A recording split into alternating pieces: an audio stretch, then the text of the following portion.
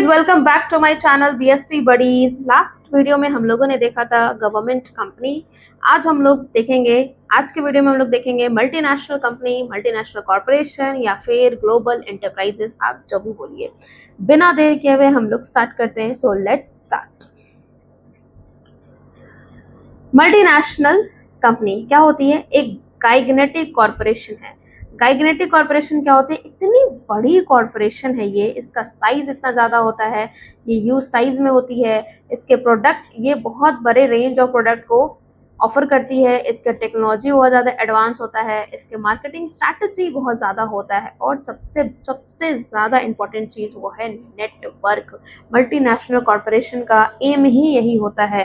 Profit M इसका कभी भी नहीं होता है। इसका एम ही होता है कि वो कितनी ज़्यादा अपनी सब्सिडरी बोलिए या फिर अपना ब्रांच बोलिए, कितना ज़्यादा वो ब्रांच खोलेगी। अच्छा, मैंने नेक्स्ट पॉइंट में यही लिखा हुआ है कि दे डू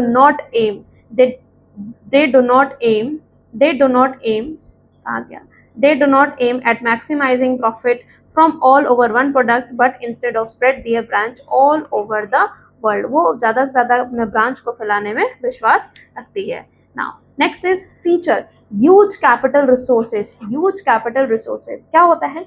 इसके पास इतना ज़्यादा, मल्टीनेशनल कंपनी खोलने के लिए इतना ज़्यादा इसके पास कैपिटल होता है कि ये ना, इसके पास इतना एबिलिटी है कि ये रिसोर्स को फंड आउट करा ले। जैसे कि हमारे पास इक्विटी रिसोर्स, वो इशू करवा ले इक्विटी रिसोर्स, डिबेंचर इशू करवा ले लोगों से, और बॉन्ड करवा ले पब्लिक से। इसके पास इतना रिसोर्स है।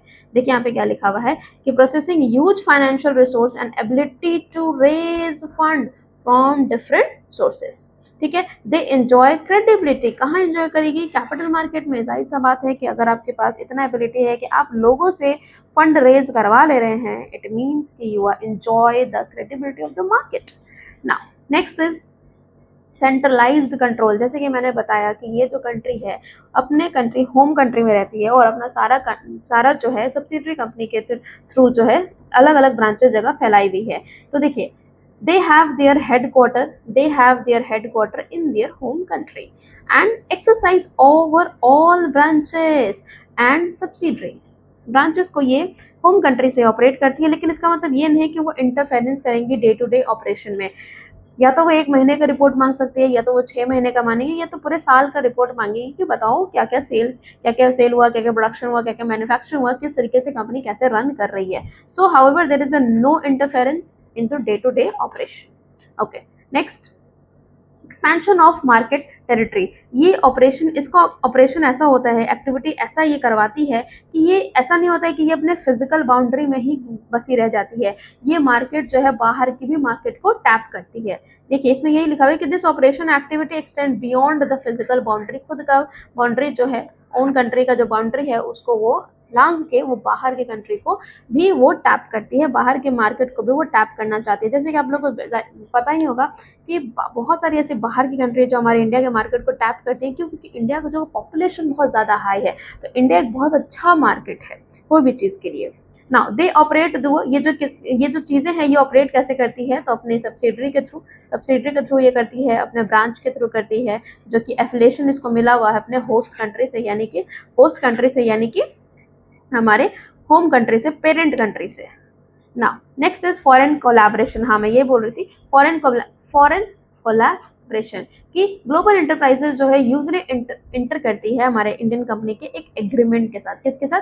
एक एग्रीमेंट के साथ, जिससे किस चीज़ के लिए एग्रीमेंट करेगी? या तो सेल ऑफ टेक्नोलॉजी उसका बहुत अच्छा होगा, या तो प्रोडक्शन ऑफ गुड्स उसका बहुत अच्छा होगा, तो उसका ब्रांड नेम वो यूज़ करके अपने फाइनल प्रोडक्ट को वो यूज़ करती है।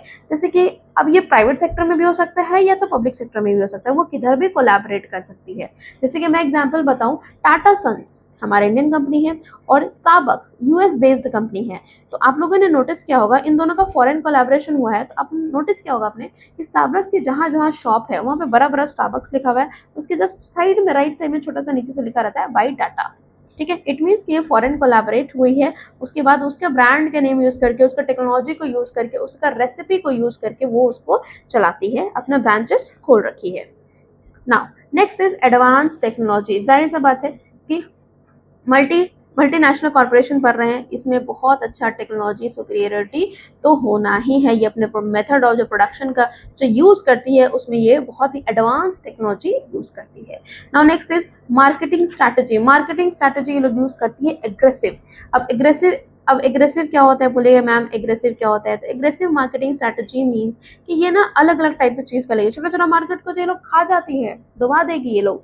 ये ऐसे लेके आते हैं लिमिटेड टाइम ऑफर, है ना, लिमिटेड सेल, फ्लैश सेल, कि ये ना लिमिटेड डील है या फिर लिमिटेड पीस ही हम लोगों ने बनाया है, ठीक है। इस तरीके का ये लोग, इस तरीके से ये लोग खेलती है मार्केटिंग स्ट्रैटेजी। इसको एग्रेसिव मार्केटिंग स्ट्रैटेजी कहते हैं, जो कि काफ़ी शॉर्ट पीरियड के लिए रहती है, ठीक है।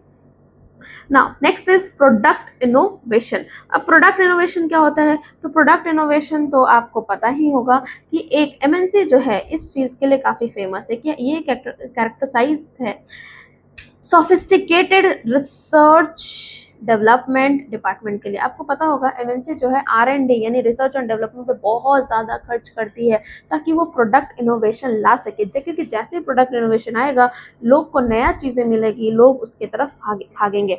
जैसे कि देखिए मैंने एग्जाम्पल यहाँ पे दे रखा है वायर्ड ईयरफोन। कितने लोगों के पास है आज वायर्ड ईयरफोन? नहीं है। क्यों? क्योंकि ये इनोवेशन आ चुका है किस चीज़ के लिए?